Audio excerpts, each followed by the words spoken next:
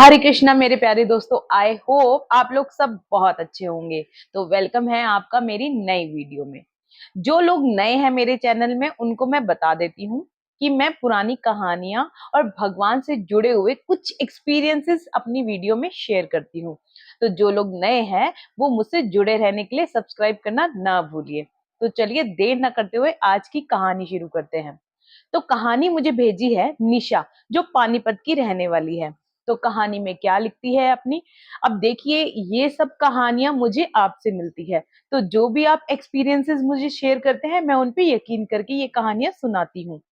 तो इस कहानी में हर किसी का अपना भक्ति होती है।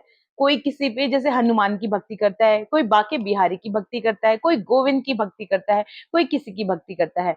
तो ये जो निशा जी हैं वो बताती हैं कि कोरोना के टाइम पे इनके हस्बैंड आईटी में वर्क करते थे, क्योंकि आईटी की जॉब आप सब जानते हैं लिमिटेड होती है। तो कोरोना के टाइम पे उनकी जॉब छूट गई। उसके बाद वो उसके हस्बैंड मतलब घर पे रहे, काफी टाइम तक घर पे रहे। तो पैसों की भी तंगी उन्होंने फेस करी और काफी कुछ, क्योंकि कोरोना में सभी के काम जीरो काफी हो गए थे। तो उसके बाद क्या होता है, जब उनको इतनी परेशानियां होने लगी, उसके बाद जब कोरोना का टाइम खत्म हुआ तो उनके हस्बैंड को उन्होंने बोला कि अब आप जाके इंटरव्यूज दे के आओ। बहुत इंटरव्यूज दिए, जॉब में ट्राई भी किया, बट 2 साल तक उनकी कहीं भी जॉब नहीं लगी। फिर वैसे वो भक्ति करती थी, वो मीन्स भैरव बाबा को बहुत मानती थी। बट जैसे होता है ना कि अगर हम परेशान होते हैं और कोई भी हमें कोई टिप्स बता देता है कि आप ऐसा कर लो या कोई ऐसा कर लो वैसा कर लो, यहाँ चढ़ावा चढ़ा दो, तो हर इंसान उनकी बातों पे यकीन करते हैं। तो उनकी ही फ्रेंड सर्कल में किसी ने उनको बताया कि आप ना भैरव बाबा को अर्जी लगा के आओ। तो ऐसा ही निशा जी ने किया। निशा जी ने अगले ही दिन सुबह नहा धोकर भैरव बाबा से अर्जी लगा दी कि भैरव बाबा मेरे हस्बैंड की जॉब लग जाए तो मैं आऊंगी और आपका प्रसाद लेकर आऊंगी। फिर क्या था, देखते ही देखते अगले कुछ 2-3 हफ्तों के अंदर उनके पास एक जॉब का ऑफर आया। अब जो ऑफर आया तो निशा जी के हस्बैंड ने उनको नहीं बताया था कि मुझे आज ऐसे ऐसे इंटरव्यू की कॉल आई है और देने के लिए जाना है इंटरव्यू। तो अब निशा जी के हस्बैंड मॉर्निंग में चले गए। जब निशा जी के हस्बैंड शाम को आए तो उन्होंने बताया कि मेरा जॉब का जो इंटरव्यू था वो क्लियर हो गया है।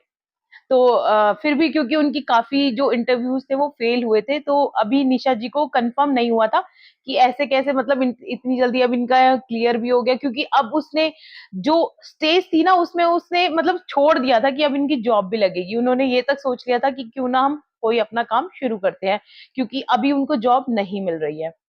तो जब उनके हस्बैंड ने बताया कि उनकी जॉब कंफर्म हो गई है, तो निशा जी ने सोचा चलो कोई बात नहीं, अभी तो इंटरव्यू कंफर्म हुआ है, पहले ये जाने लग जाते हैं तब हम देखते हैं। तो नेक्स्ट वीक में निशा जी के हस्बैंड को ऑफिस में बुलाना चालू कर दिया।